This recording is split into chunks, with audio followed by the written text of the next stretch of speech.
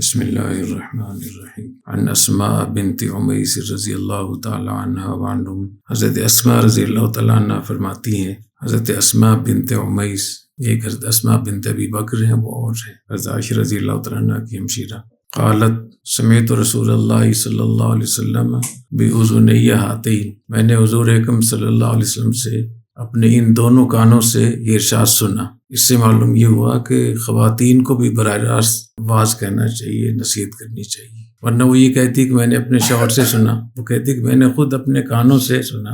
اس سے معلوم ہوا کہ گھروں میں اس کا اہتمام ہونا چاہیے کہ خواتین کو بھی نصیحت ہونی چاہیے، ان کو بھی تذکیر اور واز ہونا چاہیے۔ ہندوستان میں یہ معمول تھا، پورے ہندوستان میں، کہ بڑے بڑے اکابر اولیاء اللہ مشائخ کو گھروں میں بلایا جاتا تھا، خاندان کی خواتین ایک طرف اکٹھی جاتی تھی، مرد ایک طرف، اور ان کے بیانات ہوتے تھے۔ اس کی وجہ سے ہندوستان میں دینداری گھروں میں بہت زیادہ پھیلی۔ حضرت تھانوی رحمۃ اللہ علیہ کے جو مواعظ ہیں اس میں لکھا ہوتا ہے کہ اتنی خواتین تھی سننے والی، اتنے مرد تھے، اور اگر خواتین کو بھی بلایا جائے اور جو بیان کرنے والے حضرات ہوتے ہیں وہ اس کو بھی ملحوظ رکھیں، گھر میں جو معاشرتی مسائل ہوتے ہیں، آپس کے جھگڑے ہوتے ہیں، میاں بیوی کے، بچوں کی تربیت کے، میاں بیوی کے حقوق ہوتے ہیں، ماں باپ کے حقوق ہوتے ہیں، مہمانوں کو کیسے سنبھالنا چاہیے، رشتہ داروں سے کیسے ملنا ملانا چاہیے، اس معاشرتی مسائل پر اگر بات چیت کریں تو گھروں میں بہت سدھار آ سکتا ہے، بہت بہتری آ سکتی ہے۔ اور نبی کریم صلی اللہ علیہ وسلم کا ارشاد نقل کر رہی ہے کہ آپ نے ارشاد فرمایا کہ جس کو ہم لاحق ہو جائے، ہم کو مانا آنے والی چیز پہ خطرہ ہو، اس کی وجہ سے غم اور ہم میں ایک وہ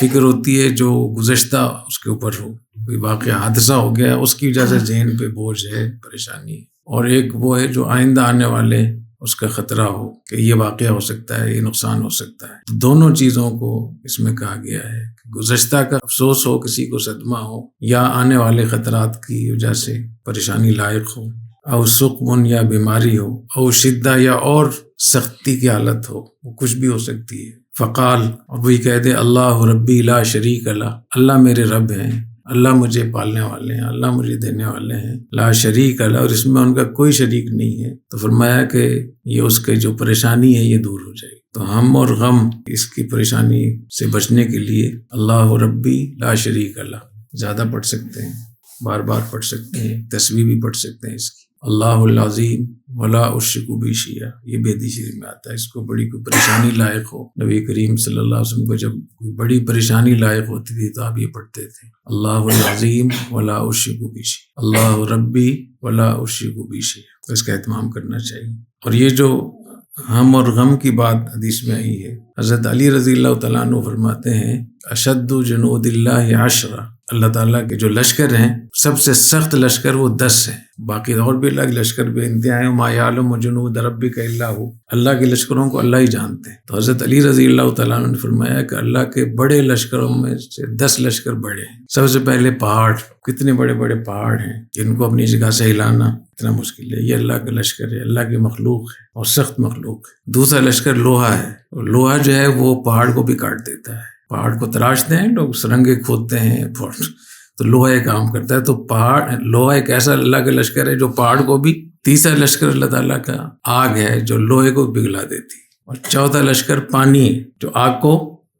بجھا دیتا ہے، پانچواں لشکر بادل جو پانی کو اٹھا لیتا ہے پھر آگے وہ برساتا ہے، چھٹا لشکر ہوا ہے جو بادلوں کو بھی آگے پیچھے کر دیتی ہے، بادلوں کو ہوا لے کر جاتی ہے، اور ساتواں لشکر ابن آدم ہے جو ہوا کا بھی مقابلہ کر لیتا ہے، کتنی بھی تیز آندھی ہو،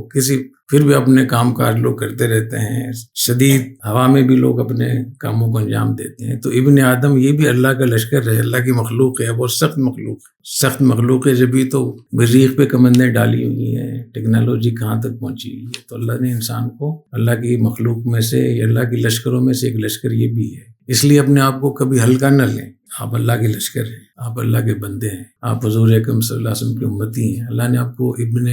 تمام کائنات میں سے اشرف المخلوقات آپ کو بنایا ہے۔ تو اس سے معلوم ہوا کہ بہت بڑی چیز اللہ نے ہمیں بنایا ہے، تو ہم کتنا کام کر رہے ہیں، اس سے کتنا فائدہ اٹھا رہے ہیں۔ اور فرمایا کہ اس سے بھی بڑا لشکر نیند ہے، جب نیند آ جاتی ہے تو ابن آدم بھی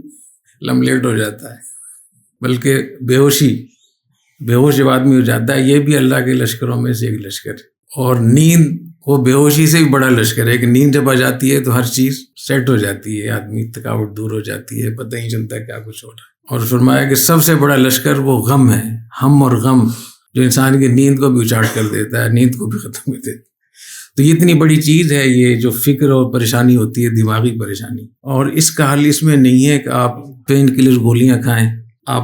وہ ٹھیک ہے وقتی طور پر آپ کو فائدہ ہو جائے گا، لیکن جو قرآن حدیث میں اس کا حل موجود ہے، پریشانیوں کا جو علاج قرآن حدیث میں ہے، نبی کریم صلی اللہ علیہ وسلم نے جو ان کا اگر ہم اہتمام کریں تو یہی غم اور ہم، یہ پریشانی، یہی آپ کی طاقت بن جائے گی۔ یہ ہم اور غم کیوں آتے ہیں، کون بھیجتا ہے؟ اللہ تعالیٰ دیتے ہیں نا، اللہ تعالیٰ کے تو اللہ تعالیٰ نے یہ پریشانی ہم پر کیوں، یہ سیلاب کیوں آیا ہے، بیماری کیوں آئی ہے، سخت حالت کیوں آئی ہے، اللہ تعالیٰ کی طرف سے۔ اللہ تعالیٰ نے اس میں کوئی پیغام دیا ہے ہمارے لیے، اس پیغام کو سمجھنا چاہیے۔ اگر اس پیغام کو ہم سمجھ لیں تو یہ ہم اور غم خود بخود ہلکا ہو جائے گا، خود بخود ختم ہو جائے گا۔ وَلَوْ أَنَّا أَهْلَكْنَاهُمْ بِعَذَابٍ مِّن قَبْلِهِ لَقَالُوا رَبَّنَا لَوْلَا أَرْسَلْتَ إِلَيْنَا رَسُولًا، اگر ہم ان کو پہلے ہی ان کو عذاب دیتے تھے تو یہ کہتے کہ آپ نے رسول تو بھیجا ہی نہیں۔ اور دوسری روایت میں ہے کہ وَلَوْلَا أَن تُصِيبَهُم مُّصِيبَةٌ بِمَا قَدَّمَتْ أَيْدِيهِمْ لَقَالُوا رَبَّنَا لَوْلَا أَرْسَلْتَ إِلَيْنَا رَسُولًا، کہ اگر ہم ان کو مصیبت بھیجے بغیر ان پہ ان کو وہ کرتے